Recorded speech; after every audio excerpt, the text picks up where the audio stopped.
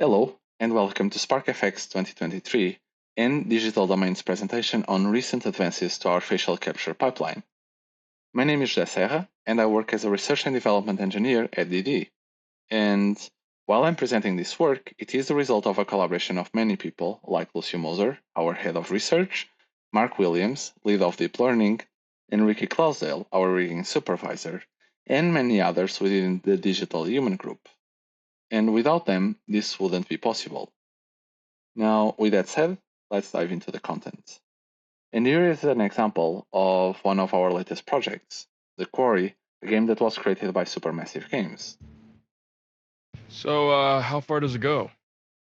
Well, it was designed just to broadcast to the PAs around camp for announcements and to, portable radios and whatever. So I think the range is about a mile. How do you even know all this stuff? I just kind of picked it up. The technical stuff has always been a little hard for me to get a handle on. Well, if you like, I could show you the ropes. Like a class?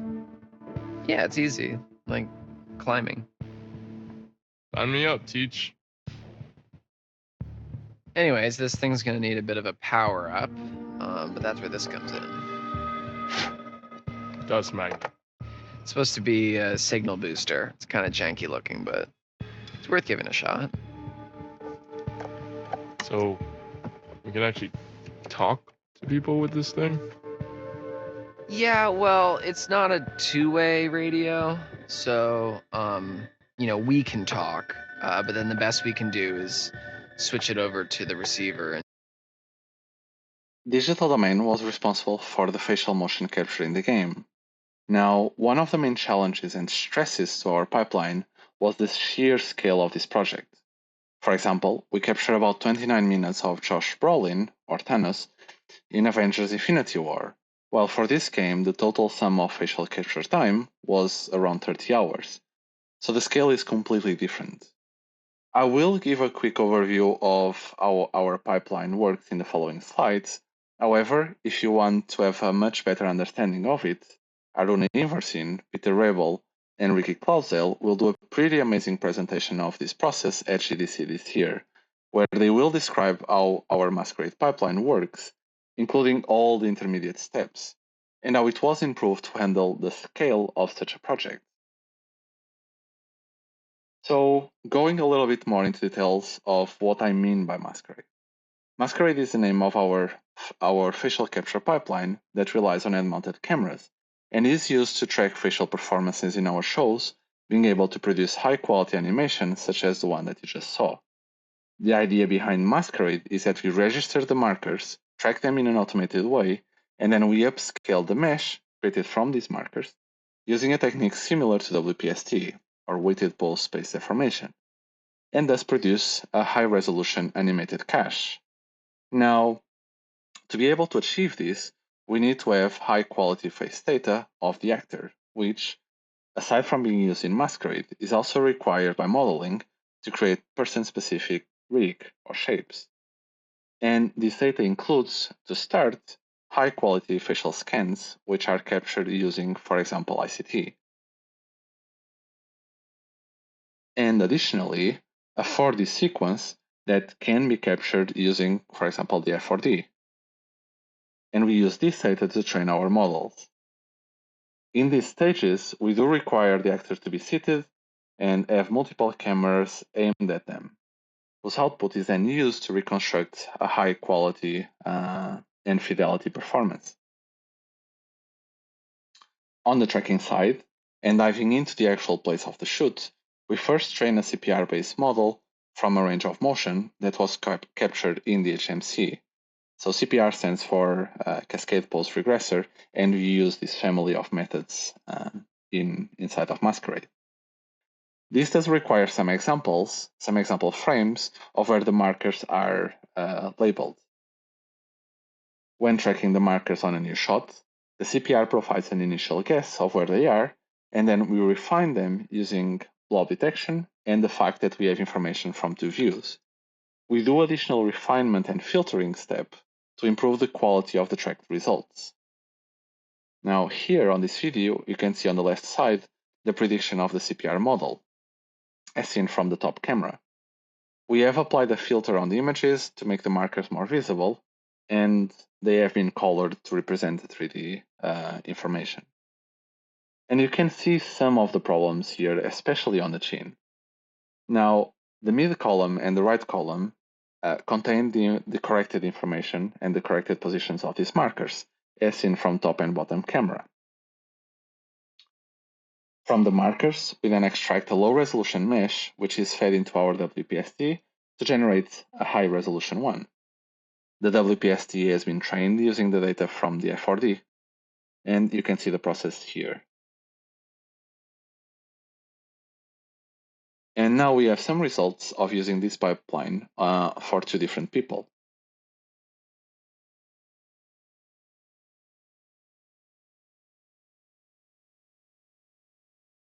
We additionally do gaze tracking, which has eyelid tracking, as that is not based on the markers.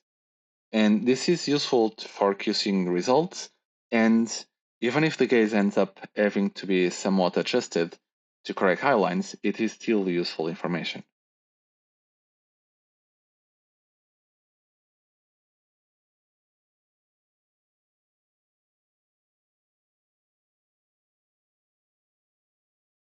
Now, on top of Masquerade, we then have our retargeting system, which is called Direct Drive. And you can see here an example of the transfer of the results from Masquerade outputs containing the face 3D model and the full head. This is a rather simple scenario just for the sake of showing what it is able to produce, but the same technique used in this example is used to transfer the motion between different characters in our shows. For example, it was used to transfer Josh Brolin to Thanos. This system relies on geometry-based approaches like deformation transfer to create a mapping between the expression in the talent's 3D model and the creature or character. This does not involve transferring the facts as much as it relies on transferring the full sequence, provided we give some examples of what the creature's face looks like. This will give us a pretty good result, but there are still some issues. So we came up with a process of where the modelers could sculpt the corrections for a few selected frames, and then using this sparse set of examples, we could train a simple machine learning model to learn how to apply them on all the remaining frames, and thus fixing the animation transfer. And this pipeline produces excellent results, as you can see. It relies on salient features, making them robust to a wide range of scenarios that can be seen when recording the actor, such as sharp lights or shadows, or even more extreme head motion that makes the face go a little bit out of focus. But it also has some aspects that could be improved and or still require manual intervention. So it can require manual work to fix registration issues. For example, shoots between different days can have the markers that were placed in slightly different locations in the face. And fixing these issues adds time and complexity to the process of capturing an actor. And it can also introduce slight variations on the results between the different days. It also requires a fair amount of data to train the different parts of the pipeline, such as the CPR, the WPST, or Direct Drive. And collecting this takes time and can require recapturing or refining when the marker layout changes. Now, this whole pipeline is also talent specific and can be time consuming when processing each shot. So we started exploring alternatives in the digital human group with a particular interest in machine learning based approaches that could regress animation directly from an image without using traditionally tracked 2D and 3D features. An additional goal when looking into existing approaches was that they wouldn't require paired data, that is, having a solve expression paired with the respective image plates in a one-to-one association. We would have a high quality animation of a character, be it in the same model of the talent or not, but just not the solve for the specific sequence of images. So we decided to explore a category of approaches which was and still is extremely popular that relies on unsupervised image-to-image translation models. We use these models to create a mapping between real plates and CG animation, which produces results as you can see here.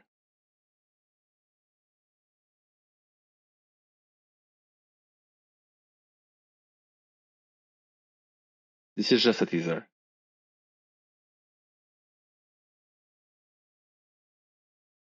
This technique is fast to infer results and it works from a single camera. And it was also presented as a technical paper at SIGGRAPH Asia 2021 by Lucio Moser. Since then, we have continued to explore and improve it. This technique matches our goals by being agnostic to registration, so we can train a model based on markerless plates, which means that there is no faffing around with marker variations. We also don't need paired data. We just need to capture the plates of the talents and have an animation with the same distribution. This animation can be obtained from the HMC or be captured using the F4D or even be from a different character. Now, as part of our goals and moving forward, we don't want to train a new model for each new shot. We want to reuse the model for as many unseen shots as possible and refine only when dealing with expressions and scenarios that are very different from training data. And this allows us to reduce the time it takes to apply this model to a new shot, thus speeding up the whole facial pipeline. So this technique was initially presented for a single camera aimed at the talent. However, we do want to apply it for head-mounted cameras, as that is one of the main use cases for DD. And that's what we did and present last year as a talk at SIGGRAPH. Now, while the previous work had focused more in a controlled scenario or a set, we wanted to explore it in the HMC case, which introduces new challenges like the proximity to the camera and background and light variations. And you can see here a teaser of the results that we obtained. Hi, I'm Zoe, and I'd like to take you on a journey as we create the next generation of realistic digital humans.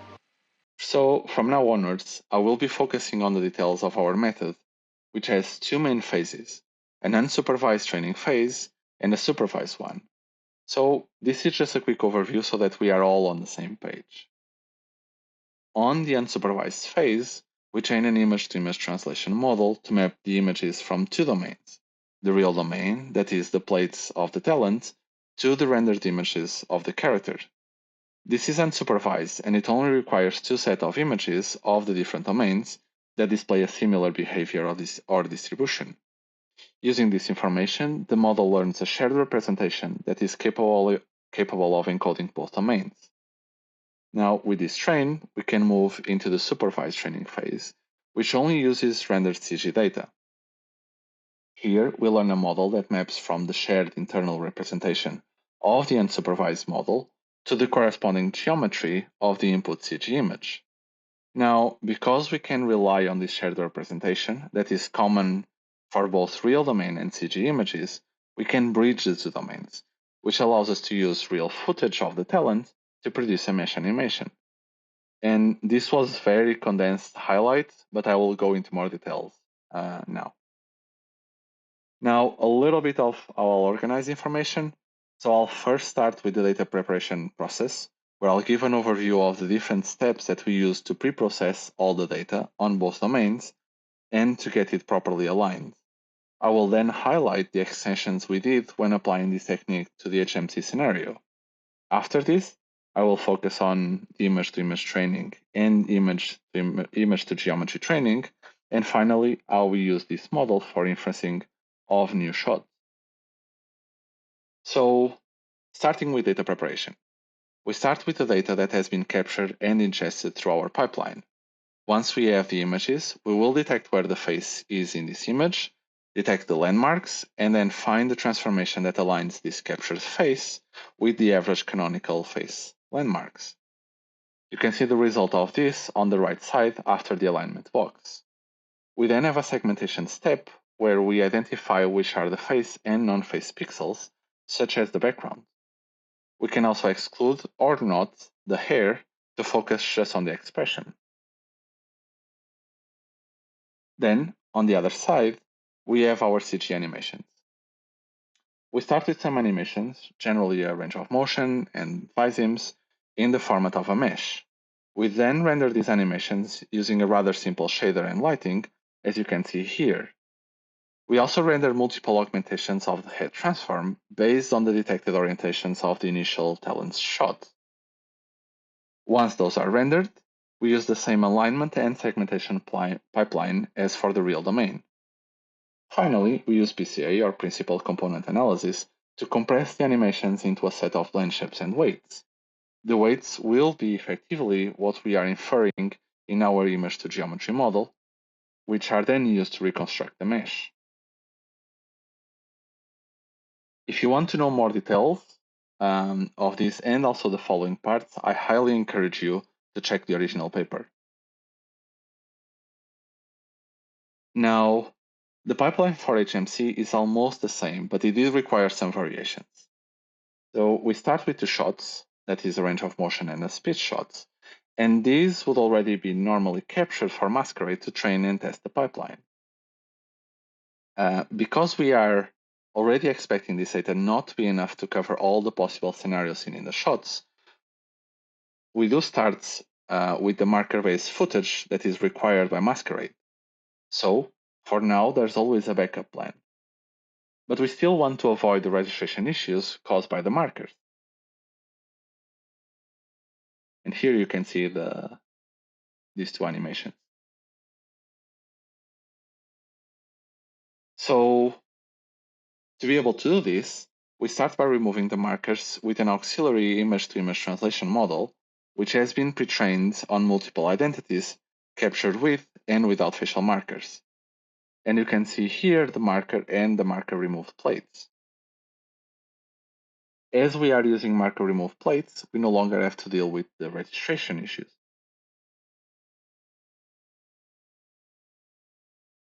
And finally, here you can see the animation that was produced by Masquerade, which we use on the HMC models referred on this talk. These images are rendered directly from the cache.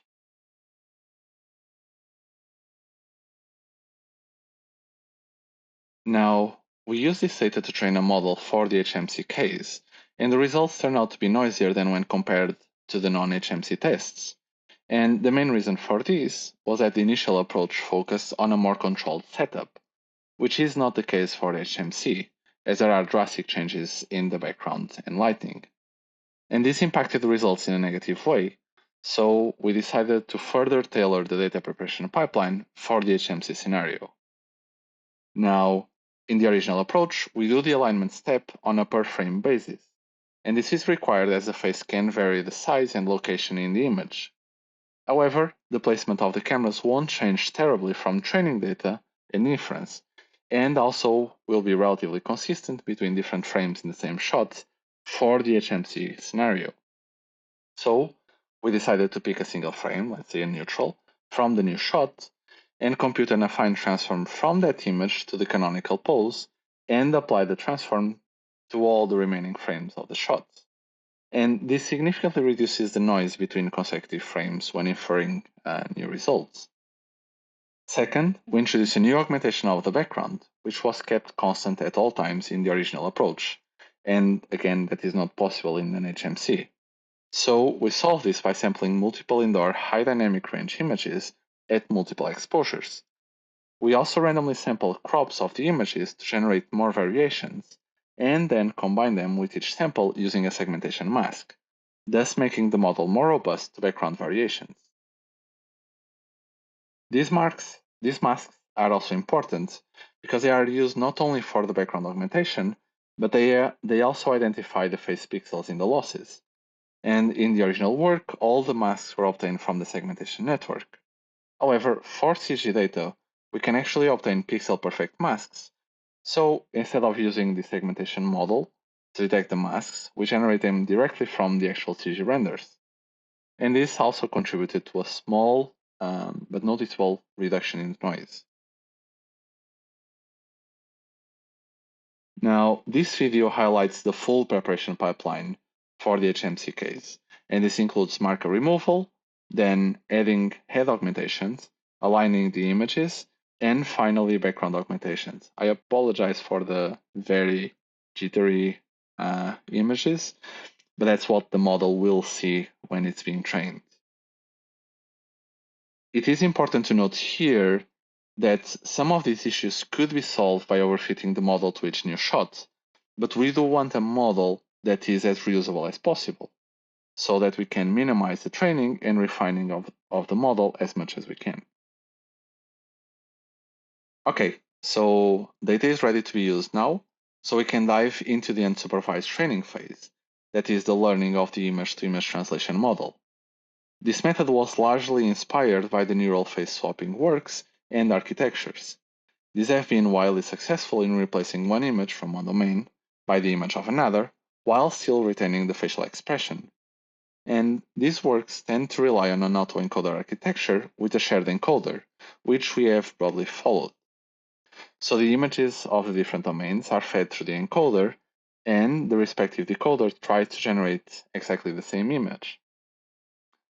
Now, this is done by enforcing or encouraging the model through different image losses, such as an L1 loss or a structure similarity. Once this is done, we can additionally swap the decoders for both domains. So for the footage case, we feed an image through the encoder, generate the latent and the respective CG image, which has or should have, ideally, an expression that is similar. Now, that does not guarantee that the latent of the input image, which here is represented by Z, has the same latent value of this newly generated image if we fed it also through the same shared encoder. And we want this, both to encourage the cross-domain expression mapping and because we want to use the latent for inference of the geometry. So we do this additional projection step to generate a new latent that is represented by Z asterisk, and add a loss to enforce a similarity of these two values. This is an L2 loss, and we do this for both domains.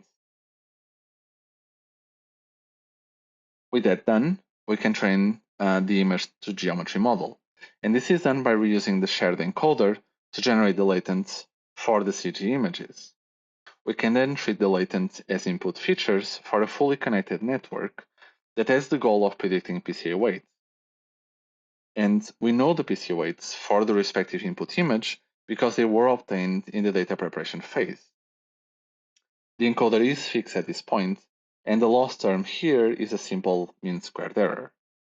Now that additional bit there after the latent is the first expansion layer, which is also shared. And we tested both the narrowest, smaller possible latent, Z, and the expanded latent to feed it into the fully connected network. And we found that using this expanded latent would lead to a simpler fully connected network. With the image to geometry model trained, we can now infer new shots with the following steps. First, the talent footage needs to be processed in exactly the same way as the training data, which includes detecting the face and aligning it to the average canonical face. Then we use the learn shared encoder to generate a latent that is then fed through the CG decoder. This new image is then encoded back into the latent, which is finally fed into the fully connected network to generate the PCA weights. We could use the latent from the first encoding step into the fully connected network, but what we found is that projecting the latent again by using the CG decoded image helps in some cases where the new shot data is just too different from the training data. In this case, the projection helps to bound the features that the fully connected network saw in the training phase. And we found that this helps to improve the quality in this scenario. Once we have the weights, we combine them with the PCA shapes to generate a fully animated mesh sequence. So that was a lot, but now we can move mostly into the results of our models and tests. And I will start with the results of using a 3D model that matches the talent. You can see here on the left side the input aligned face. Then on the second column, you can see the CG decoded image. And finally, on the third and fourth column, you can see the 3D generated animation.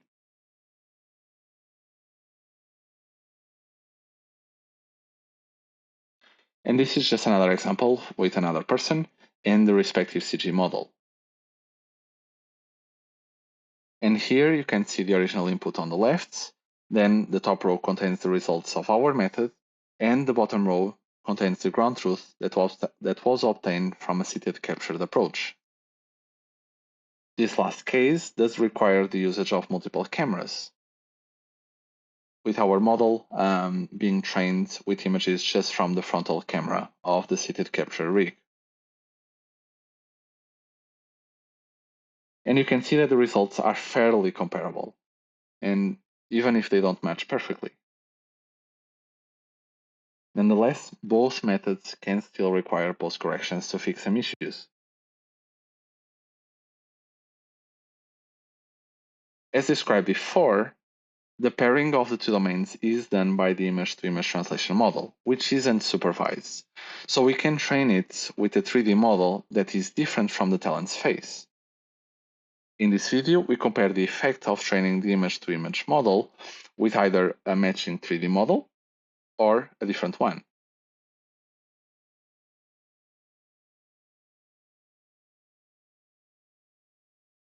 Again, the input image is on the left side. Then we have on the top row the case of using a female 3D model, while below we can see the personalized facial 3D model. And this allows us to separate the character from the talent and allows retargeting of the animation without having to use the more traditional retargeting pipelines like deformation-based, which is the case of Masquerade, or by copying the controllers.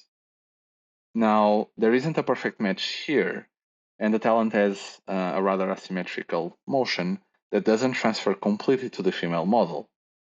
However, the characteristics of the motion have been properly transferred.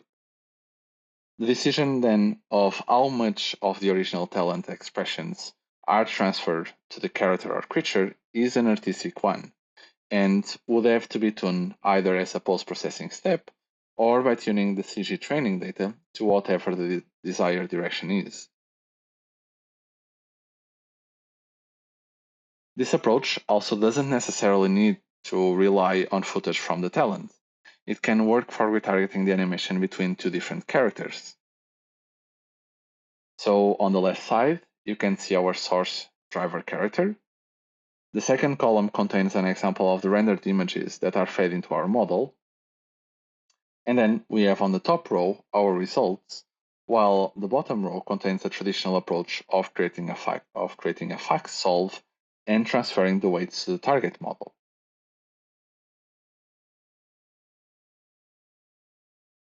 And here we can see that our results are generally on par, if not better than this traditional approach, with our results being obtained in a fully automatic way.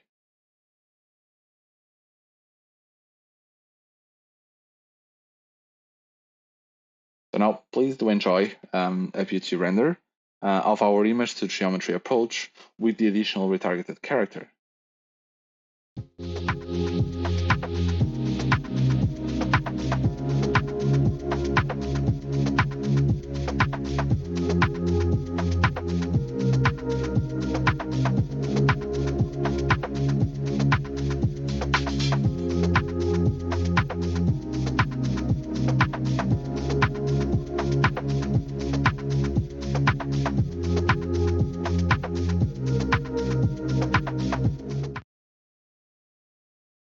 Now it's time to go back to HMC length.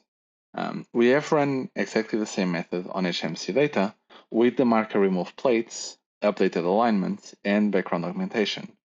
And because we are on the HMC, we can actually do a direct comparison against Masquerade. So here you can see on the left side the marker remove plates, then our results, then a ground truth that was generated using Masquerade, and a heat map just to make the differences more visible. And the results are pretty good, as shown both by the expressions and the heat map. There are still errors though, and these tend to happen especially when the model is dealing with footage that is just too different from the training data. And this is partially because our goal is to train a model once and then use it to infer new shots. And we are generally able to do that until we can. So that means that we get a new shot that is problematic. And this means that the expressions are either very different from the training data, or that there is another factor such as lighting or head pose that are again too different. And in this case, a hybrid pipeline has worked the best for us. So when that happens, and because we still have the markers on the talent's face, we can generate a cache using our traditional Masquerade pipeline. With this new tracked animation, then we can refine the model and continue for new shots. So here are the results of adding an extra shot to the training data. You can see on the left side the marker remove plates. Then we can see our base model, which had no additional data added, and then a heat map that compares the results against the ground truth from Masquerade. Then we have the enhanced model, again with the heat map, and this had an additional shot, which is not this one, so it's a different shot than this one. So we are trying not to bias the results. And finally, on the right side, we have the Masquerade ground truth.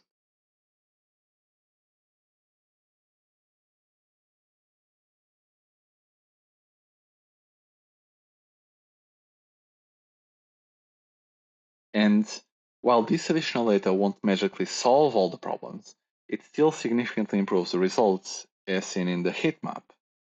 What we have seen in our tests is that the need for additional shots reduces as the new data adds coverage to the training space.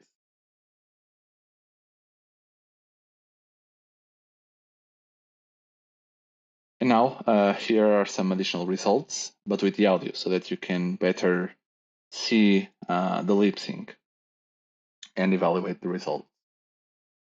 So enjoy this short clip. Yeah, so there's one story that I thought of, and the confession of V actually made me think of it. So I have a little sister. She's 17 now. She's super cute. And she's always like, Zoe, we really gotta have another Life of Pi moment. And what that is like years ago we went to Hawaii with our family and we got these big orange and pink, those donuts that you can take out into the water. We took them out into the ocean and we're just laughing and giggling on these things, like not paying attention to anything. And so much time goes by, and then we suddenly realize we're way far out from the buoy. And this is just another result, but we ran the results through the full pipeline to get really nice renders. So this includes the gaze, the teeth, the hair. So do enjoy. Hi, I'm Zoe, and I'd like to take you on a journey as we create the next generation of realistic digital humans. Every last detail of Zoe, me, the real me, has been digitally recreated all the way to my eyes, my pore structure, to each and every one of my crazy expressions. It's pretty amazing, right? Now, this technique has multiple applications that have been highlighted throughout the presentation, and we are evaluating its use in upcoming shows for two different scenarios. The first is single camera capture, which falls in the core example of our initial approach, and it allows us to remove the need for a complex rig, which makes reshooting easier. And then we also have the previously mentioned HMC scenario. In the meantime, however, it has already proven to be useful to process and generate training data for our own autonomous virtual human. And I will let Melissa Sell, a technical supervisor at DD that is responsible for this project, to do the introduction with Zoe, a digital human that is fully interactive. Hey, Zoe. Say hello to SIGGRAPH Asia. Hello, everyone. I hope you're having a good conference so far. Can you tell us more about yourself? I am an autonomous virtual human. I can hear you and see you, and we can have a conversation. Right now, my answers are scripted, but my conversational AI bot can allow me to have a free-form conversation as well. If you'd like to search the internet, please start your sentence with "tell me." Tell me about computer graphics. Let me check online for that. According to Wikipedia, computer graphics deals with generating images with the aid of computers. Today, computer graphics is a core Honestly, technology this in is digital. way too much information. Yeah, too much.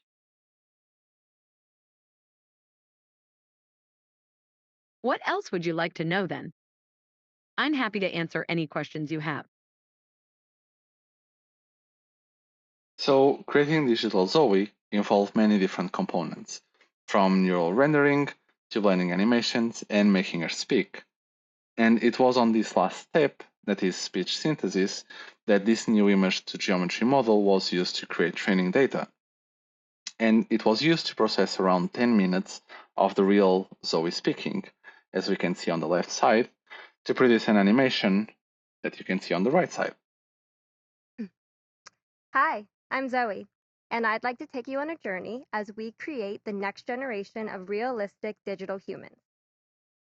So you can probably recognize the audio by this point. So this data was then used to train our in-house software for speech synthesis that is called SpeechFace. This software requires audio that is paired with the animation weights to train a recurrent neural network to predict animation for novel audio. And you can see the results here. The abnormal mind is quick to detect and attach itself to this quality when it appears in a normal person.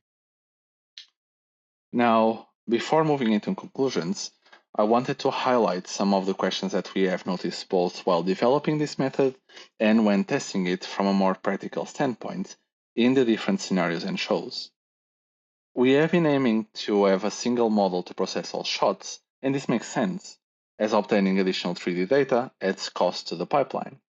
But at the same time, there are many image-to-image translation approaches that rely on overfitting the model to a new shot, and they do this by searching a database for images that are similar to the new footage.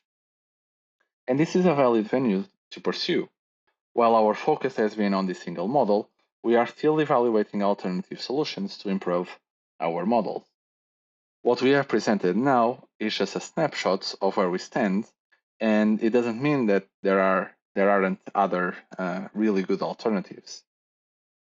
Now, also related to this is how much can we augment the training data without capturing additional footage and solving 3D meshes. Augmentations on the data need to reflect what will happen in the unseen shots, otherwise we'll be biasing the model or, in the very least, making it learn information that it won't need.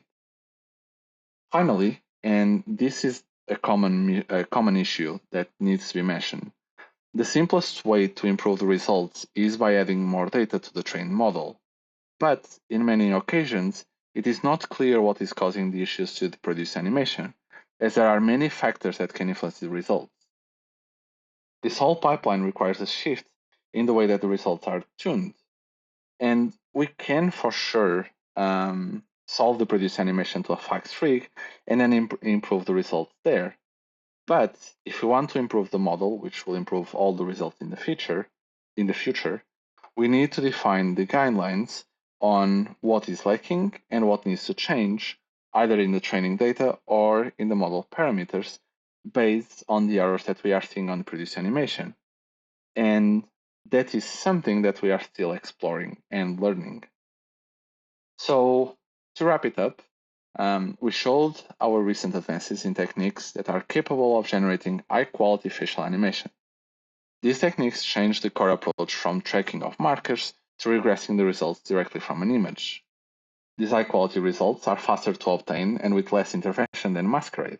So our combined pre-processing and inference steps take about 3.5 seconds per frame, while running Masquerade, once the registration is done, takes about 10 seconds per frame. We also showed an hybrid pipeline that speeds up the generation of facial animation with no changes to the current Masquerade pipeline, and it actually leverages it for the shots that are problematic for our video-driven models. So it allows our base model to evolve and become more robust with just the shots that are more problematic. And why all this? Because we are still pursuing the goal of moving towards a markerless future that is fast, robust, and easy to use. So thank you for listening to me. I hope you enjoyed the presentation. There will be a QA part of Spark FX, but in the meantime, don't hesitate to reach me through this email.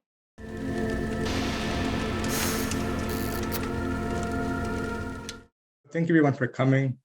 Thank you for coming. My name is Ivan Aguilar. I am the chair for the AI track, and I'll be moderating this session.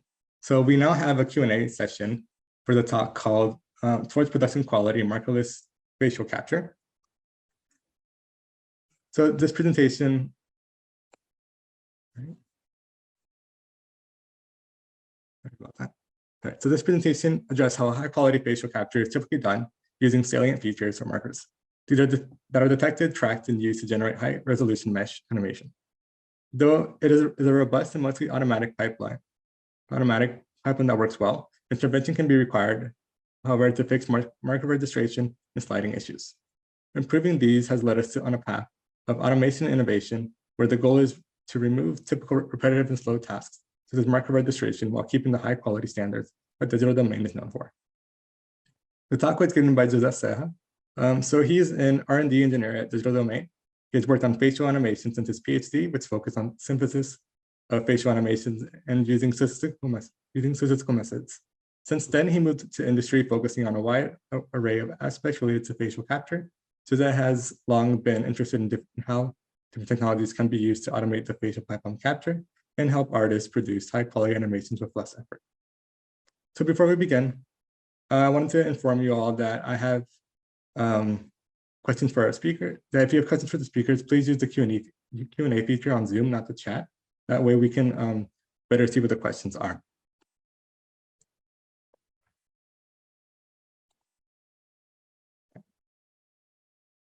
So, Thanks for the introduction. You're welcome. So whenever you have any questions, you can go ahead, but I'll start with some questions. But if anyone has any questions, you can just jump in and ask in the Q&A, and I'll ask that afterwards.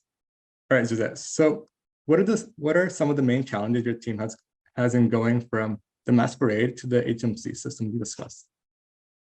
So Masquerade is already tailored to HMC, but one of the key differences that between Masquerade and this new approach is the reliance on markers.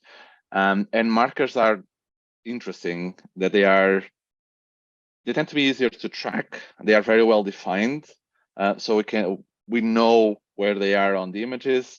The problem with markers is that they tend to not always be the same between different days. Even if we print like a 3D mask and then we put the markers exactly in the same position, like the way that you paint the markers might be slightly different. So that's kind of on the optimal scenario, but then there might be variations, even between slight different variations between consecutive days. And there's kind of another thing, aside from these marker positions and placements, is that depending on the shape of the face, some markers might be towards like really to the edge of the face. So depending on what the talent is doing, they are harder to see. So they might be useful in some parts of the animation, but they might not be in others. And that tends to be something that is based on each shot and each sequence. Like, do we want to use these markers or not? So markers, yeah, they are really good, but they have this kind of either manual work or variations between consecutive days that they end up requiring tuning, and that ends up leading to more time and manual effort. And because they aren't always not like, oh, we always know that these markers will behave in a certain way, then it can require actually someone going there and fixing that. The other thing, and it's kind of Masquerade is very well optimized, but it still requires training data that is specific to the talent.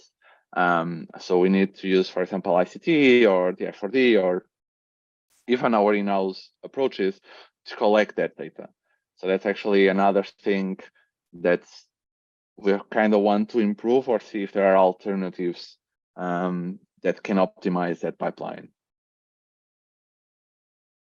So I guess building on that, so we just mentioned at the end. So whenever you capture this data that you showed, so it has to be per talent. It does. So when there are approaches where it doesn't need to be specific to the actual person, but at the high quality level that we are aiming for a digital domain, we tend to require like either a rig, because at some point, what we end up obtaining from Masquerade is a tracked mesh. But there can be tuning. Tuning might be required, so you kind of need a rig in the end. So we end up requiring that high quality initial data to construct the rig and to create the topology for the talent. The amount of data that we need varies, and that like we might skip on ICT and just go for the F4D, or we can use our in-house rigs to collect that data.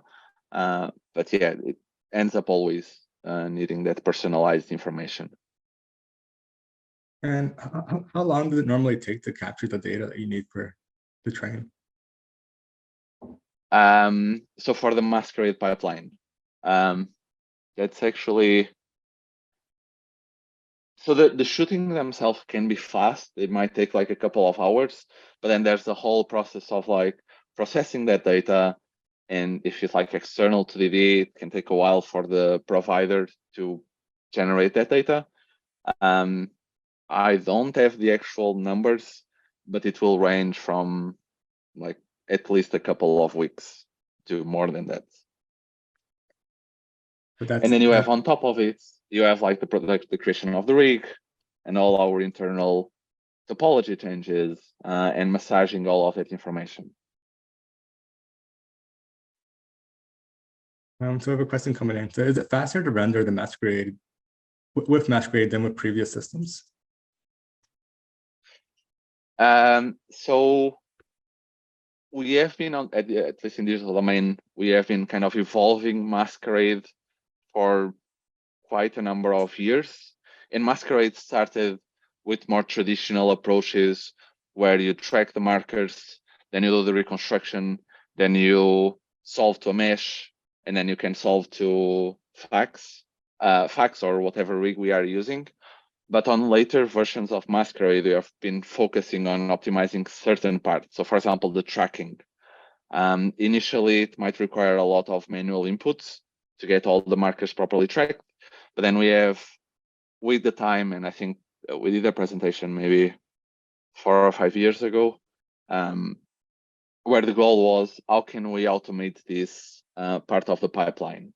So we end up using machine learning methods. It relies on a group of approaches called CPR, which stands for Cascade Post Regressors. So that requires a couple of training frames. Maybe I think it's like around 20 to 30. And based on that, we can more or less track all the shots. And that CPR will give us like an initial position of the markers. Then we have our internal pipeline, which again is mostly automated to refine those and to get really high quality marker positions. And then on top of that, we have looked into how to extract the high quality mesh from that. Again, trying to use machine learning methods and reduce as much as we can of manual intervention. So we did measure at a point like, then it's also for comparison with this new approach. Once you have the registration, which happens every day because of all those marker variations, it takes about 10 seconds per frame to process. Like using Masquerade takes about 10 seconds per frame. So that will give us topology consistent mesh. So this is not yet on the rig, but that's what we get from Masquerade. So it's about 10 seconds per frame. I'm not sure if that's completely replying to the question, but. So if it wasn't complete, you can ask again. Yeah. Okay. Next question. Which part of the Masquerade pipeline has been the most challenging to optimize? Why? That's a very good question.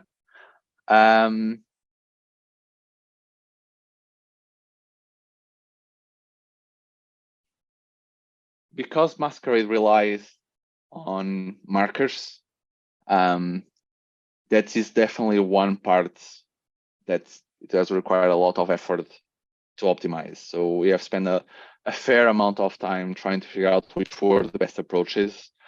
And even then, there are some scenarios where it still doesn't quite behave as we would want it, and that's where it falls into that issue of like some markers that might be noisier, or some markers on the lips that are occluded and then they are visible again.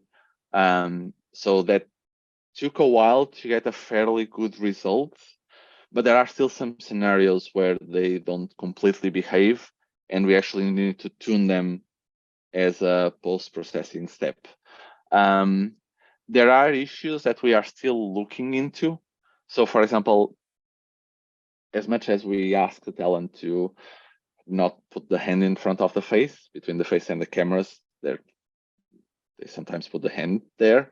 So there will be occlusions, and at that time, we'll either use part of the markers on the face, or it ends up being manual. Another interesting thing that we see is that because you're using the helmets, it can affect the performances. And that won't be a problem on the markers. That will be a problem on the performance itself, that it has the influence of that motion and that constraint. So we are looking into approaches on how to optimize that and try to disentangle the effect of using the helmet and the rest of the facial animation that then can be tuned, or then that's just the direct outputs of Masquerade. So there are still things that we are looking to improve on this pipeline. It's kind of hard for me to say what was the hardest part to optimize. Marker tracking and marker detection is definitely up there. Stabilization is also a tricky area to focus on. We have a fairly robust method, but there are still scenarios where it can get tricky. So yeah. So when you discuss retargeting, you mentioned that how much of the talent expressions are transferred to the character is an artistic decision, and you would need to be done in post-processing or tuning the CG training data. Can you give an example of what would be the process of tuning the CG training data? Sorry, could you repeat that question? Yes. So you when you talked about retargeting, you said that how much of the talent expression that goes onto the model would like an artistic decision. They would decide how much it would go. Yeah. And that the two ways of doing that would be to tune that either through post-processing or to tune the CG training data. Right. Could you talk about what that tuning would be? Yeah. So part of this will be all like looking into this new approach where we have this mapping between the real domain and the CG domain. So if you have, let's say not that you're not on the retargeting case yet. So if you have the model of the person and you have their plate, the model itself needs to be able to represent all the motions, or a significant part of the motions of the talent. So for example, if the person has a fairly asymmetrical face, we would want the renders of the model to also show that. It shouldn't be like a muted version of what the person can do. And here we are talking about having the CG renders mapping the person. So if we are moving to another person, we need to figure out how that person moves, or how that it's no longer a person, it's like a character, how that character moves. And that will require doing, for example, range of motion or a visime sequence, just figuring out how that character talks and how it behaves. And it's here that you'll more or less control the final outputs. So if on these animations that you're providing as inputs, for example, you don't want a character that is asymmetrical, you'll provide animation that is less asymmetrical. And in that case, what the model will have seen is that on the real person, it might have seen asymmetrical expressions, but on the CG model, it won't have seen them. So when it's creating this mapping between the two sides, it ends up cutting almost these asymmetries on the original inputs. Now, if you generate that animation and you're like, oh, something is wrong here, I want to improve the lips or I want to improve the eyebrows, then that's where you go and you tune again the original data on the CG side, and you vary the expressions to what you want it to do. So that's kind of the process here of trying to improve the CG data. This is also, I'm going on tangents. This is also part of it's kind of a large question of how you tune these models. If you don't like the results, how do you figure out what's happening and what type of data you want to add to fix the problems? And so retargeting, it might be a lack of data in terms of expressions, but for example, there might be other problems on the actual capture data of the talent. So in this case, if we train with talents data that is like a range of motion and if seems in a relatively controlled setup, then when you are moving to a shoot, if the person is just bouncing all over the place, they are moving to like lights and shadows, there's like a window close by, the model will not have seen this data. Now, we have augmentations to try to get this as close as possible. But if there is a gap in the domain, that's the images that we are seeing now are just too different from the images that were used to train the model, we'll have a problem there. So then we'll need more data, not just on the CG side, but also on the real domain side, because we want to capture, we want to have a model that is capable of understanding both things. So the expressions and the different variations in the expressions, and then other scenarios such as lighting or occlusions or whatnot. And next question is, have you experienced it with retargeting in real time? So for example, on a mocap stage using Unreal? So I haven't been involved on that, so I can't really reply on all details of that. But like this approach of capturing the plates and getting an output mesh is fairly fast. So it works. It works in real time. We have used Unreal in DD and we are using it, but I'm not completely aware of all the details on that part of real-time retargeting. And somebody mentioned that they did face tracking and changing texture with Keen Tool's face tracker, and it took them 2 hours to comp the shot that's 2 seconds in length. I'm wondering what the pros would be to using the Masquerade pipeline. I might need to get a little bit more information.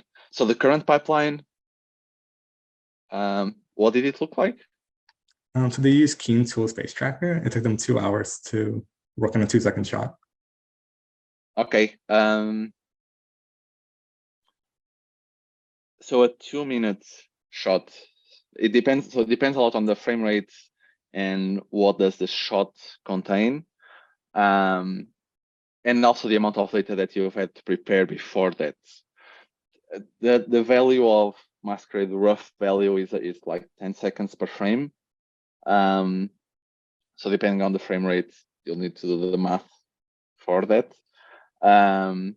There's a lot of, it's not like the actual processing of the shot doesn't take a lot of time unless it's one of the edge cases. It's the actual preparation for the data, because let's say these 2 hours, were these 2 hours like pressing a button and then you just let it run for 2 hours? or was it 2 hours where there was a lot of manual intervention on all the steps along the way? So maybe like pressing a button and if everything turns out well, that's really good. But if it's 2 hours and it takes a lot of manual intervention, that would be something that, for example, with Masquerade, it would require less intervention on those intermediate steps. So at Masquerade, you prepare everything, and then you kind of feed it through the full pipeline of marker detection, refinement, upscaling, and that will give you the final result. So if you want then the rig, that's another step. But I don't know how long it takes, like 10 seconds per frame.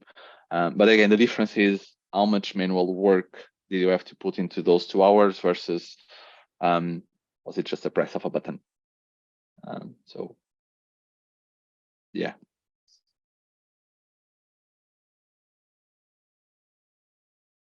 So another question. So two more questions before we finish. So in 2021, Microsoft presented a paper called Fake It Till You Make It, which used synthetic data of various 3D models of various shapes, sizes, and gender, and different backgrounds that they would use to train their model, right, for doing computer vision techniques. So do you think that this could also be used for what you're working on? So could you also use synthetic data to train it and to better and to improve on what you have? Yeah, totally. That's very much the case, especially. So we have two domains. We have the real domain, and then we have the CG domain. On the CG domain, we are already, even though these results, the data that we were using on the CG side were from Masquerade, so they were captured from real data. We can do augmentations that are synthetic. So we can augment based on the rig, what the rig is doing. We are already doing like some of the augmentations on background, but background and lighting and like image distortion, we are doing those augmentations which are kind of synthetic to some extent. But there's one main difference here, is that on their approach, from what I remember correctly, they wanted a fully generic model that would work on with anyone. So here, at least at the moment, we are focusing on a personalized model. So we have less requirements in terms of like the range of synthetic data that needs to be generated. However, it is still very like relevant because we can add augmentations on the CG side of like occlusion. So that case where the person puts the hand in front, that's a synthetic augmentation that we are doing there, or we are looking to do in the future on how to make the model more robust by starting with an initial data, which was captured with Masquerade, or it might just be completely generated from the rig, and then doing augmentations on top of it that allow us to cover and allows the model to cover more scenarios. So yeah, that synthetic augmentation is like getting everywhere, and it's very useful. It does require a proper pipeline to be able to do it, because if you don't have that pipeline, creating an augmentation will take a lot of like, oh, you need to ask someone to generate this new animation or generate these new scenarios. You kind of ideally want to have a pipeline that you can ask it, okay, please generate these different scenarios with background variations and light variations. So that is something that takes time and effort to create.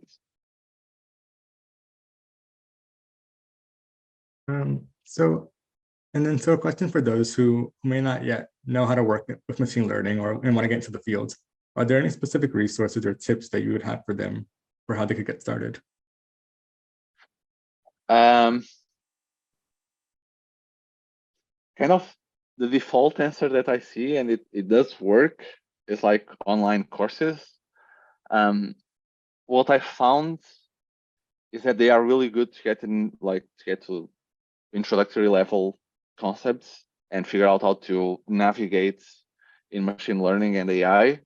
But after that, you need to go hands-on. But ideally you'd go into hands-on into a field and into like a use case that you're interested.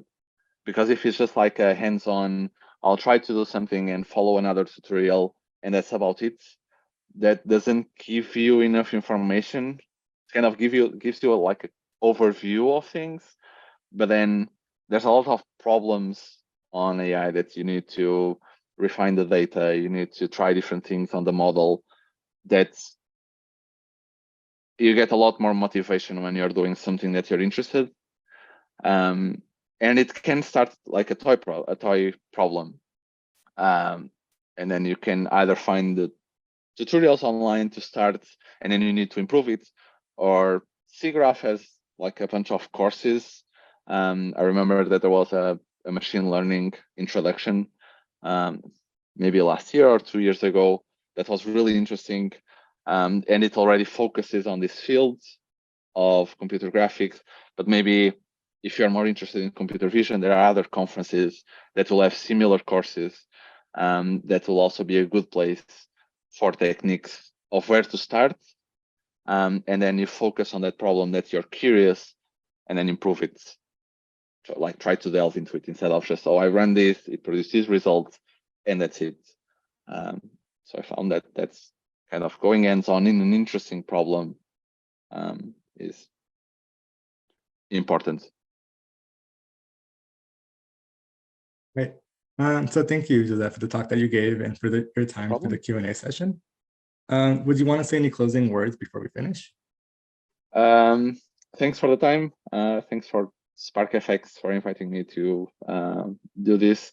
And yeah, if you have any questions, don't hesitate to reach out. And yeah, enjoy the rest of the talks. Yeah, so thank you again. And thank you everyone for watching. If you haven't seen the talk, so please go and watch it and watch the other talks that we have as well, and join in for the other Q&A sessions that we'll have shortly today. So thank you all for coming, and I hope you all have a great day. Have a good day. Okay. Bye, everyone.